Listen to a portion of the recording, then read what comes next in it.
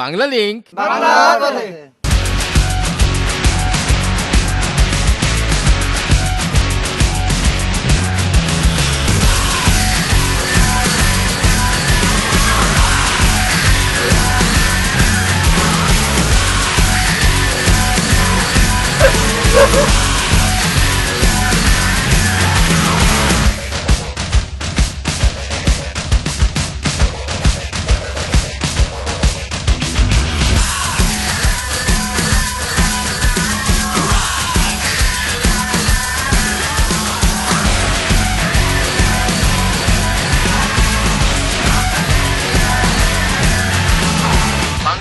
বাংলার পথে। এখন আমরা চেরাপুঞ্জির রাস্তা যাচ্ছি। চেরাপুঞ্জির নামটা ব্রিটিশের দেওয়া। চেরাপুঞ্জির অরিজিনাল নাম ছিল শহরাপুঞ্জি। শহর একটা জায়গা, গ্রামকে খাসিয়া ভাষা পুঞ্জি বলে। তো শহরাপুঞ্জিকে ব্রিটিশ তার নিজের স্টাইলে চেরাপুঞ্জি নাম দিয়েছে। ব্রিটিশ যখন আসাম দখল করে 1826 সালে, তখন আসামের রাজধানী ছিল শিবসাগর। শিবসাগর গরম জায়গা বলে সাহেবদের অসুবিধা হতো। 1832 সালে আসামের রাজধানী শিফটিং করে চেরাপুঞ্জিতে নিয়ে আসলো। 1832 থেকে 1860 পর্যন্ত আসামের রাজধানী চেরাপুঞ্জি ছিল। চেরাপুঞ্জিতে বেশি বৃষ্টিপাত হওয়াতে ব্রিটিশ গভর্নমেন্ট অসুবিধা হতো কাজের, তখন শিলংয়ে শিফটিং করে নিয়ে গেল 1866 সালে। 1860 থেকে 1974 পর্যন্ত আসামের রাজধানী শিলং ছিল। 1872 সালে আসামটা 6টা ভাগ হয়ে যায়, মেঘালয়ের জন্ম নেয়। তখন এই মেঘালয়া রাজধানী শিলং হয় এবং আসামের রাজধানী গুয়াহাটি দিসপুরে চলে যায়। আর এই যে দেখছেন বামের রাস্তাটা চলে গেল ডাউকি, মানে বাংলাদেশের বর্ডারে, আর ডানের রাস্তাটা ধরে আমরা চেরাপুঞ্জি যাচ্ছি। বুঝতে পারছেন বন্ধুরা, শুরু হয়ে গেছে আমাদের আজকের বাংলা লিংক বাংলা পথের ভারতের মেঘালয় অভিযানের আর একটি ব্র্যান্ড নিউ এপিসোড। মেঘালয় ঘুরতে আসা ভ্রমণ পিপাসুদের প্রধান টার্গেট থাকে চেরাপুঞ্জি, আর আজ সেই চেরাপুঞ্জির পথ ধরেছি আমরা। শিলং শহর থেকে 58 কিলোমিটার পাহাড়ি পথ পাড়ি দিতে হবে চেরাপুঞ্জি যেতে। তো যেতে পথে সৌন্দর্য দেখতে দেখতে জানিয়ে দিই আমাদের গত পর্বের কুইজের উত্তর আর বিজয়ের নাম। প্রশ্ন ছিল পৃথিবীর সবচেয়ে বড় ম্যানগ্রোভ বন কোনটি? সঠিক উত্তর হল সুন্দরবন। এবারে 2627টি এসএমএস এর মধ্যে সঠিক উত্তর এসেছে 2129টি, যার মধ্যে থেকে ভাগ্যবান বিজয় হয়েছেন ঢাকা উত্তরার খায়রুল বাসা। কংগ্রাচুলেশনস, আপনি চলে যান কক্সবাজারের বিলাসবহুল হোটেল প্রাসাদ প্যারাডাইসে। প্রিয়জনকে নিয়ে 3 দিন 2 রাত আয়েশ করে আসুন, আর বাকিরা আমার সাথে আসুন, ঘুরে দেখি চেরাপুঞ্জির কোথায় কি আছে।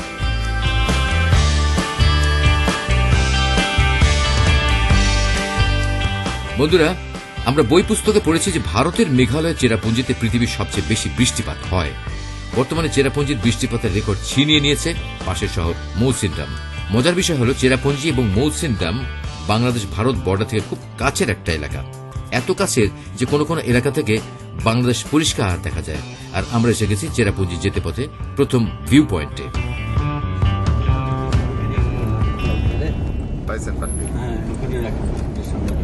কিছুই তো দেখা যাবে না, তো চলে যাবো না দেখি আসার পথে। বন্ধুরা, আপনারা এখন আছেন মকরক ভিউ পয়েন্টটার নিচে, আর আমরা আসছি হচ্ছে মেঘালয়ে। আপনারা গত এপিসোডে অনেকেই আমার বলেছেন যে মেঘ কই, মেঘালয়ে গেছেন মেঘ কই। আমি খুব দোয়া করছিলাম যেন মেঘের সাথে আমাদের দেখা না হয়, কারণ মেঘের সাথে দেখা হলে ওই ভিউ পয়েন্টগুলো দেখতে লাগবে এরকম। আজকে আমরা চেরাপুঞ্জি যাচ্ছি। চেরাপুঞ্জি যাওয়ার পথে আমাদেরকে স্বাগত জানাচ্ছে মেঘ। এবং প্রবলেমটা কি হচ্ছে? প্রবলেমটা হচ্ছে যে আপনারা তেমন কোনো ভিউ পয়েন্ট মেঘ থাকলে দেখতে পাবেন না।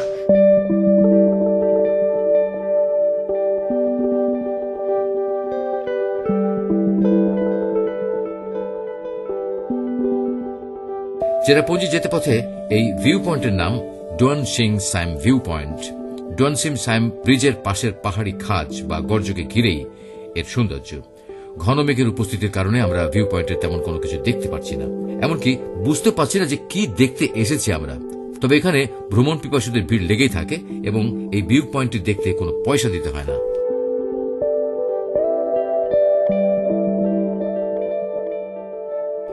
মেঘালয় এসেই প্রথম শৈল শহরে শীতের আমেজ পেলাম। হঠাৎ করে শীতের হালকা কামড়, বেশ আরাম বোধ হচ্ছে। ঘন মেঘ উড়ে যাচ্ছে শরীর ভেদ করে, এই আছে এই নেই, গায়ে শিশির বিন্দুর মতো পানি লেগে যাচ্ছে। আমাদের দেশের বান্দরবানের নীলগিরিতে যারা বেড়াতে গেছেন তাদের অনেকেরই মেঘের সাথে এই ধরনের অভিজ্ঞতা আছে। যারা কোনোদিন এমন মেঘের মধ্যে নিজেকে আবিষ্কার করেননি তারা বান্দরবান বেড়াতে গেলে নিঃসন্দেহে অভিভূত হবেন।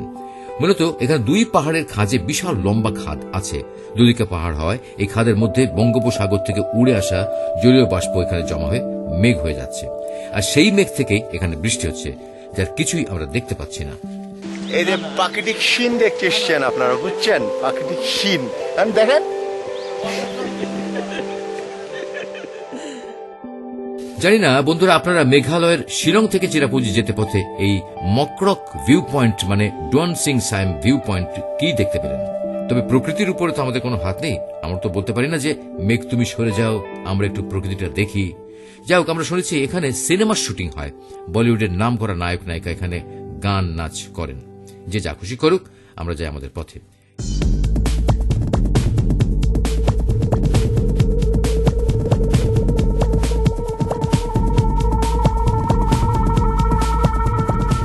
মেঘালয়ে আজ আমাদের ভাগ্যে মেঘ জুটেছে।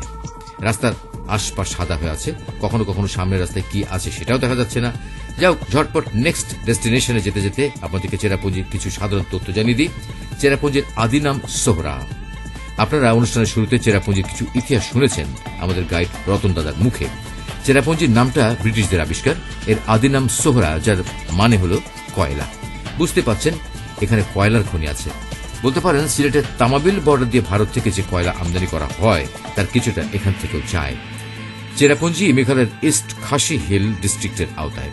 এখানে খাসিয়া জনগোষ্ঠীর বসবাস। খাসি সাহিত্য সংস্কৃতির পীঠস্থান এই চেরাপুঞ্জি। চেরাপুঞ্জি চুনাপাথর, কয়লা, কমলালেবু ও মধুর জন্য বিখ্যাত।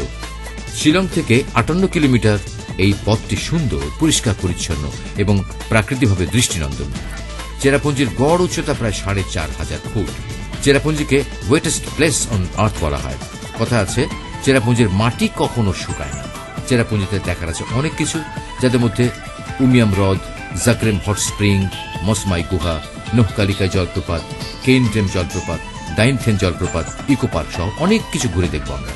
আর আপনারা এখন আছেন সেই চেরাপুঞ্জির রাস্তায়।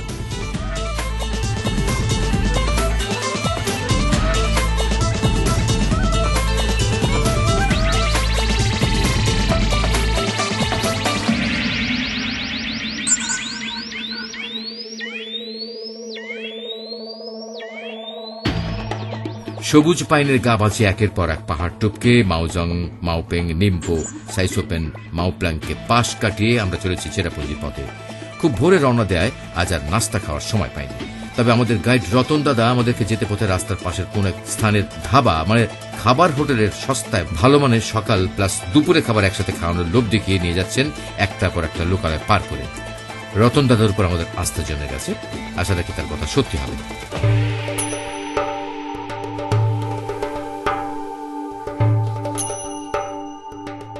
বন্ধুরা, অবশেষে আমরা পৌঁছে গেছি চেরাপুঞ্জি শহরের কিছু আগে আমাদের ভোজনালয়ে, রাস্তার পাশের একটা খাসি রেস্টুরেন্টে। চারিদিকে মেঘ আর মেঘ। আসলে আমরা যে কোথায় এবং কেমন পরিবেশে আছি তা আমরা নিজেরাই ঠিক বুঝতে পারছি না। দোকানটি দুভাগে বিভক্ত, এক পাশে মুদিখানা আর অন্য পাশে খাবার হোটেল। পরিষ্কার পরিচ্ছন্নতার বিষয়টি প্রথমেই চোখে পড়ল। এরপর দোকানের মিষ্টি ব্যবহার আমাদের নজরে আসলো। এখন তাদের খাবারের স্বাদ কেমন তা চেখে দেখার পালা। তবে বন্ধুরা, যারা হারাম হালাল নিয়ে চিন্তিত তারা একটু সাবধান থাকবেন, কেননা খাসিদের প্রিয় খাবার কিন্তু শুকরের মাংস। শুকর খাসিদের সব খাবার দোকানে রান্না এবং পরিবেশিত হয়।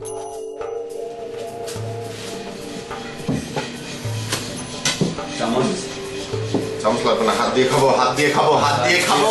সকালবেলা গরম ভাত, ডাল, মুরগির মাংস, এটা হচ্ছে নাস্তা। মুরগির মাংস তো 2 পিস আপনার 20 টাকা, আর আপনার 67 টাকা। বাংলা লিগ বাংলার পথে, বাংলা লিগ বাংলার পথে। বিরতির পর আবারও স্বাগতম বাংলা লিগ বাংলা পথের মেঘালয় অভিযানে। বন্ধুরা, আপনারা জানেন আমরা আপনাদের নিয়ে ছুটে বেড়াচ্ছি আমাদের পার্শ্ববর্তী দেশ ভারতের মেঘালয় রাজ্যে। দেখার চেষ্টা করছি মেঘালয় পর্যটনে কেমন এগিয়েছে এবং কিভাবে তাদের পর্যটনকে সবার কাছে তুলে ধরছে আর তা থেকে কেমন উপার্জন হচ্ছে। মূলত আমরা সাধারণ মানুষ, তাই সাধারণভাবে ঘুরে ঘুরে দেখব বিষয়গুলো। তা থেকে যেটুকু বোঝা যায় সেটাই বোঝার চেষ্টা করব। বিরতির আগে আমরা রওনা হয়েছিলাম চেরাপুঞ্জির পথে। আর বন্ধুরা, আমাদের ডানের রাস্তাটি উঠে গেল চেরাপুঞ্জি শহরের দিকে। তবে আমরা এখন চেরাপুঞ্জি শহরে যাব না, শহর পার হয়ে আপনাদেরকে নিয়ে যাব আমাদের নেক্সট ডেস্টিনেশনে, এক আজব গুহা দেখতে। তো যেতে পথে জানিয়ে দিই আমাদের আজকের কুইজ। প্রশ্নটি হল, পর্যটন শিল্পের প্রসারে বাংলাদেশ পর্যটন কর্পোরেশন কত সালে দায়িত্বপ্রাপ্ত হয়? এর সম্ভাব্য উত্তরগুলো হচ্ছে এ 1972, বি 1992, সি 2012। তো সিম্পল প্রশ্নটি আরেকবার বলে দিই, বলতে হবে পর্যটন শিল্পের প্রসারে বাংলাদেশ পর্যটন কর্পোরেশন কত সালে দায়িত্বপ্রাপ্ত হয়। আর আপনারা এসে গেছেন চেরাপুঞ্জির মোসমাই গুহার খুব কাছে।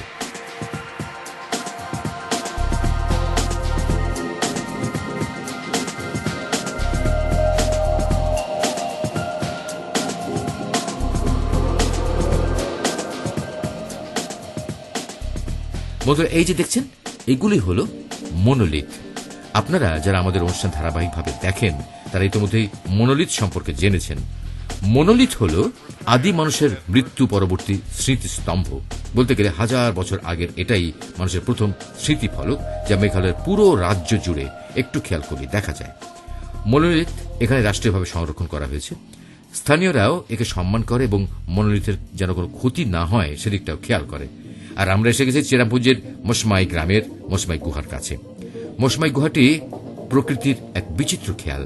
ওখানে যে কি আছে তা দেখতেই আপনাদের নিয়ে ঢুকে যাব গুহার ভিতরে। চারিদিকে মেঘের চাদরে ঢেকে আছে, এমনতর প্রকৃতির মাঝে তেমন কিছু দেখা যায় না। মোসমাই গুহার প্রবেশের আগে একটা গাড়ি পার্কিং লট আছে, আর সেখানে আছে বেশ কিছু চা নাস্তার দোকান এবং টয়লেট। হালকা কিছু হ্যান্ডিক্রাফটের দোকানের পাশাপাশি এখানে কি করা যাবে এবং করা যাবে না তার নির্দেশনা দেওয়া আছে। তবে সবার আগে আসুন গুহায় ঢোকার আনুষ্ঠানিকতা শেষ করি।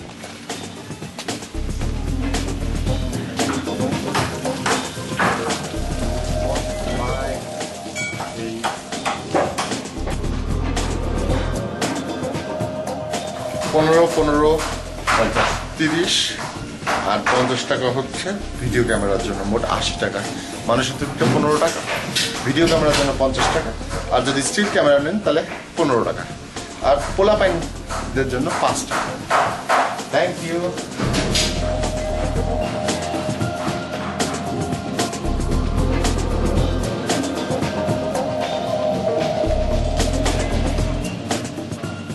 বন্ধুরা, খুব খেয়াল করে দেখতে থাকুন। ভারতের মেঘালয় রাজ্যের চেরাপুঞ্জির মোসমাই গ্রামের মোসমাই কেভে আমরা যা দেখব তার প্রায় সবটুকু আপনাদেরকে দেখাতে চেষ্টা করব, যেন আপনাদের আর কষ্ট করে এখানে এসে এই গুহাটি দেখতে না হয়। তো বন্ধুরা, রেডি হয়ে নিন। ওকে, আমরা এখন কেবের মুখে। এর মধ্যে বাদুর আছে মনে হচ্ছে। এই কেবটা ন্যাচারাল একটা কেব, এবং ওয়ার্ল্ডের যতগুলো সুন্দর কেব আছে তার মধ্যে একটা। এটা অনেক লম্বা। দাদা, কত লম্বা? 150 মিটার। 150 মিটার লম্বা। আমরা এদিক দিয়ে ঢুকবো, ওদিক দিয়ে বেরোয় যাবো। ও,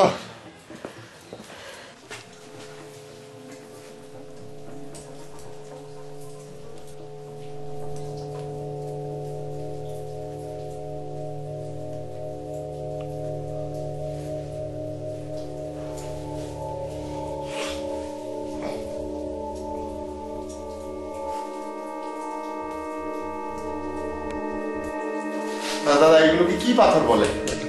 এগুলো এমনিতে জেনারেলি আপনার মাইকাস্টোন বলা হয়। মাইকাস্টোন মানে যেগুলো হচ্ছে চিকচিক করে। হ্যাঁ, চিকচিক করে, মানে অভ্র, যেটা বাংলা অভ্র বলে। অভ্র পাথর। হ্যাঁ, বৃষ্টির পাতাটা যত শুকাবে তত চকচক করবে, আলো পড়লে রিফ্লেক্ট হবে। আচ্ছা, আর যেগুলো উপর থেকে নেমে আসছে ওগুলোকে কি বলে? স্টালাকটাইট। মানে এইগুলো সব স্টালাকটাইট। হ্যাঁ, আচ্ছা। উপর থেকে পাথরটা বড় হয়ে নিচে নামে, এটাকে স্টালাকটাইট বলে। হ্যাঁ। নিচ থেকে বড় হয়ে পাথরটা উপরে ওঠে, ওটা স্টালাকমাইট বলে। তার মানে যেগুলো স্টালাকমাইট। হ্যাঁ, এগুলো স্টালাকমাইট। এগুলো স্টালাকমাইট আর এগুলো হচ্ছে স্টালাকটাইট। হ্যাঁ, এটা তো ভরা পুরো এই কেব। হ্যাঁ, হ্যাঁ, হ্যাঁ, এর জন্যই এটা পৃথিবী বিখ্যাত।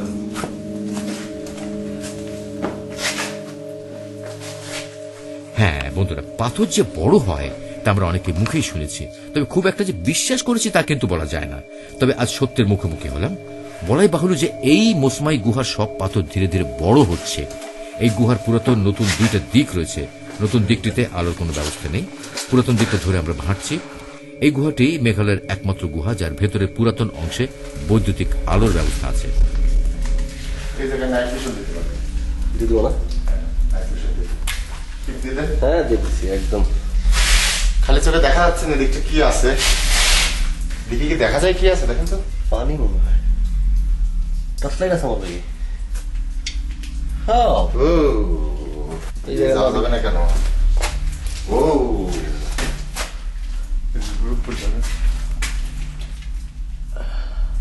টর্চ লাইট আছে না? হ্যাঁ। একটুতে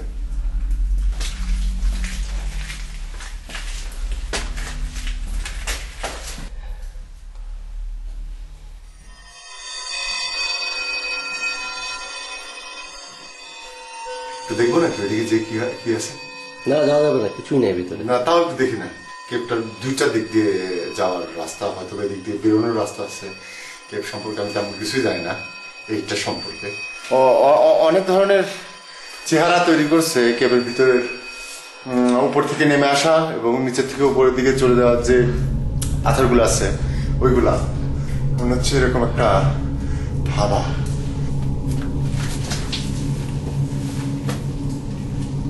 বিশাল। ওয়াও, নাইস নাইস, অনেক বড় জায়গা ভিতরে।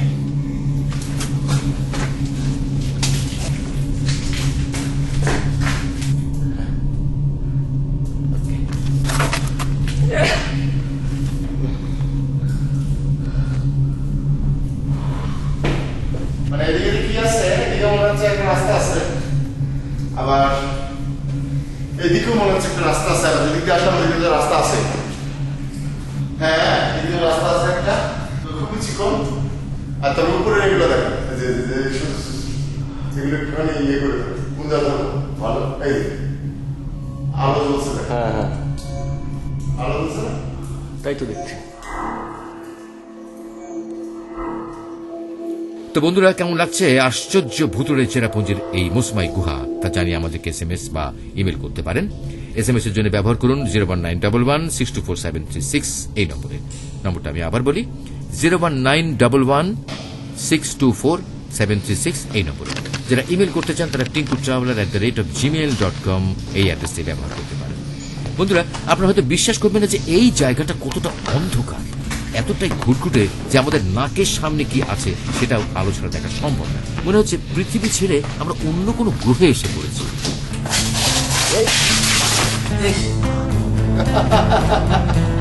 বাংলা পথে বন্ধুরা, অনেক হলো গুহা দেখা, এবার বেরোতে হবে। আপনারা খেয়াল করেছেন কি, মূল সড়ক থেকে গুহায় ঢুকে বের হওয়ার রাস্তার পুরোটাই কতটা পরিষ্কার পরিচ্ছন্ন। গুহার আশেপাশে ফকির, হকার, দালাল এসবে দেখা মেলেনি। কেউ গুহার দেয়ালে তাদের নাম ঠিকানা লিখছে না। সবাই কোন এক অদৃশ্য কারণে সকল নিয়ম কানুন মেনে চলছে। পর্যটনের জন্য এই প্র্যাকটিসটা কিন্তু খুবই জরুরি। আমি কোনোভাবে এই গুহায় ঢুকতে ভয় পাইনি, রোমাঞ্চ এবং আনন্দ অনুভব করছি পদে পদে। দাদা কেমন? খুব সুন্দর, যাবি না?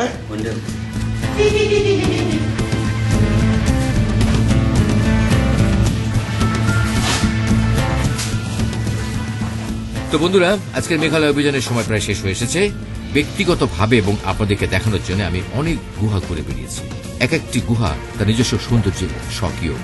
খাগড়াছড়ির আলুটিলা রহস্যময় গুহাটি আপনারা অনেকে ঘুরে এসেছেন। তাছাড়া বান্দরবানের আলীর সুরঙ্গটির জোস, আর টেকনাফের কুদুম গুহার তো অসাম। বান্দরবানের গহীন পাহাড়ে যে কত গুহা এখন আবিষ্কারের অপেক্ষায় আছে তা আমরা বলতে পারবো না। তবে কেভ ভ্রমণের মজাই আলাদা।